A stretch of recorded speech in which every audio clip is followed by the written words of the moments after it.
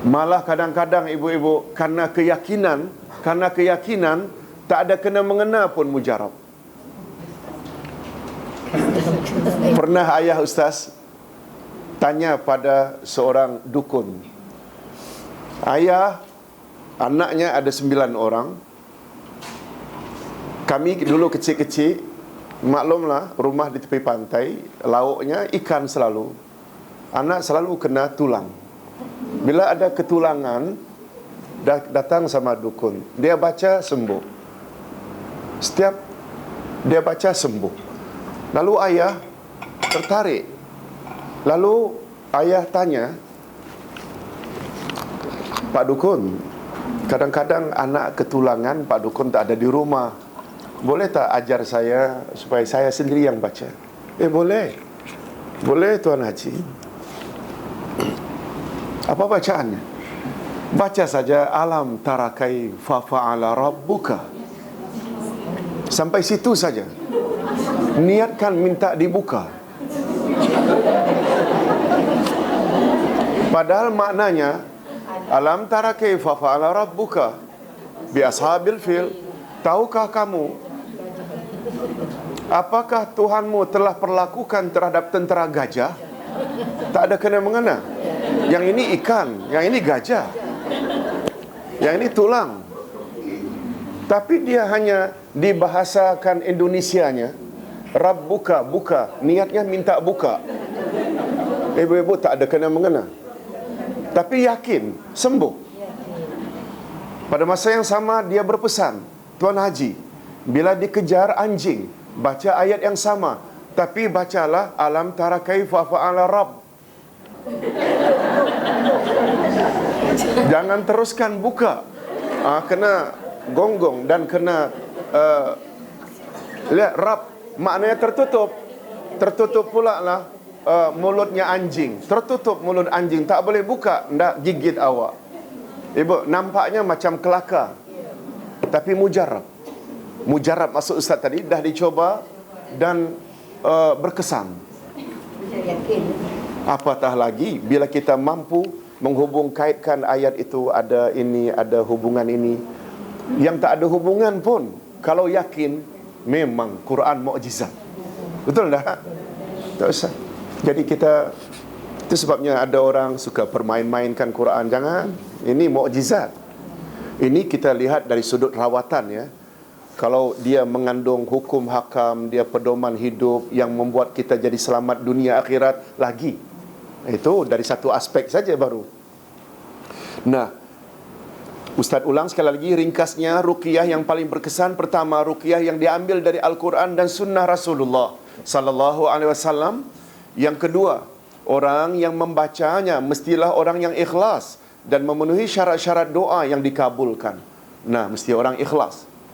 Ustaz dulu ada sebut, mengapa kita baca ayat-ayat tertentu, hatta ayatul kursi, tapi tidak berkesan, bukan tidak mujarab. Sekarang kita faham makna. Bukan penggunaannya mujarab. Mujarab itu tak pernah dicoba. Dicoba sudah, cuma tak berkesan. Tahu tak sebutnya? Tahu tak sebabnya? Tak ikhlas. Seorang ulama zaman silam begitu tahu ada pokok yang selalu didatangi oleh orang ramai karenanya kononnya di sana ada sakti. Di sana bila memohon diterima, kabul hajat. Lalu orang alim ini pun bawa satu kapak, pergi ke pokok tersebut, nak tebang. Sebelum sampai dia dihalang oleh satu orang.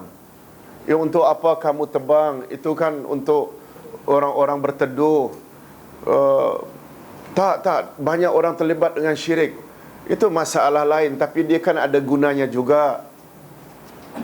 Tapi ulama ini tetap tidak menebang juga. Sampai akhirnya dia katakan, tak payah kamu tebang. Jika kamu tangguhkan rencanamu menebang pokok ini, jika kamu sedia, saban pagi setiap kamu bangun tidur, kamu akan dapat sekian dirham di bawah bantalmu. Oh, Dia akhirnya setuju. Betul, dia tak jadi tebang, dah balik. Esok pagi buka saja ada sekian dirham. Hari kedua juga sekian dirham. Hari ketiga sekian dirham. Hari keempat dah tak ada dirham. Akhirnya datang lagi marahnya, bawa kapak yang sama. Sampai di sana, akhirnya dia cuba nak menebang. Setiap dia menebang, belum lagi kapak kena pokok, dia dah terpelanting dengan kapaknya sekali. Begitu juga diulang. Setelah 3 kali, menjelmalah orang yang sama. Orang yang sama yang menghalangnya tadi. Dia mengaku, aku adalah syaitan. Ketika engkau datang dengan penuh ikhlas, aku memang payah nak meyakinkan engkau. Tapi setelah aku janjikan sekian dirham kau akan dapat, okey, engkau bersedia. Aku bagi engkau sekian dirham saban pagi. Hari keempat tidak ada, lalu engkau marah. Keikhlasanmu dah rosak. Keikhlasanmu dah rosak. Ini poin. Betul tak? Keikhlasanmu dah rosak. Itu sebabnya engkau dalam kuasa aku. Setiap kau, aku tolak. Setiap kau akan aku tolak. Kau tak nampak. Tak ada kekuatan kalau tak ada ikhlas. Itu sebabnya dalam Quranul Karim Allah menyebut, syaitan membuat kenyataan sendiri. Aku tidak boleh ganggu anak cucu Adam illal mukhlasin, kecuali orang-orang yang ikhlas. Dari sudut lain, ibu-ibu, agar musuh kita kalah, kita tidak cukup hanya memiliki senjata yang kuat, senjata yang ampuh, senjata yang sophisticated, yang modern. Tak cukup. Andai kata yang membawa senjata itu orang yang tak kuat. Dulu Ustaz ada buat contoh kalau tak salah. Memang parang tajam, tapi yang memegang ni paralyzed. Macam mana tajam, macam mana pun, macam mana nak tetap? Dapat faham maksud Ustaz? 3 kul, ayatul kursi, bismillahirrahmanirrahim, la yadurru ma'asbihi syai'un fil ardi wala fis sama. Jika ia diibaratkan ruqyah ini senjata, betul tak senjata paling ampuh? Betul tak senjata paling tajam? Tapi bila yang membaca itu orang yang tak kuat, kegemaran syaitan masih banyak lagi dalam dirinya, tak berkesan. Ustaz kalau tak salah ada sebut 2 minggu yang lalu, Imam Ahmad pernah membuat perumpamaan. Orang yang baru keluar dari pasar basah, beli daging, beli tulang, menunggu kenderaan untuk balik ke rumah, dia dikerumuni anjing. Dia halau anjing, memang lari.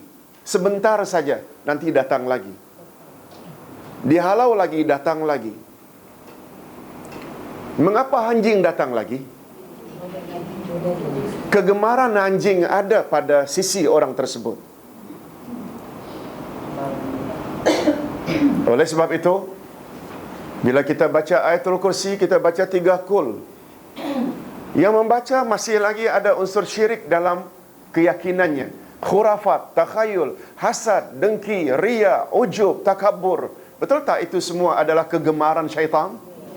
Tak akan berkesan walau ayatul kursi dibaca. Dapat faham tak? Kita mesti kuat akidah. Itu sebabnya mengapa kita selalu orang-orang alim, kita minta tolong doakan anak kita. Betul tak? Karena mereka lebih dekat. Makin dekat orang itu dengan Allah, makin kabul doanya. Jadi, untuk mengalahkan musuh tak cukup hanya senjata saja yang kita anggarkan, kata orang. Tapi diri itu mesti kuat juga. Diri kuat pun kalau senjata tak senjata yang hebat, tak juga. Dia dua-dua mesti. Baik, ibu-ibu, dan yang terakhir, yang ketiga, jika Allah berkehendak, iaitu al-masyiah, untuk menyembuhkannya. Jadi kesembuhan sesuatu penyakit, bila kita baca ruqyah, bukan ruqyah yang menyembuhkan, tapi Allah Azza wa Jalla. Ini dulu yang dapat Ustaz sampaikan. InsyaAllah kita akan sambung lagi dengan pelajaran berikutnya, tamimah. Ini tamimah ni lain. Tamimah ni tangkal azimat.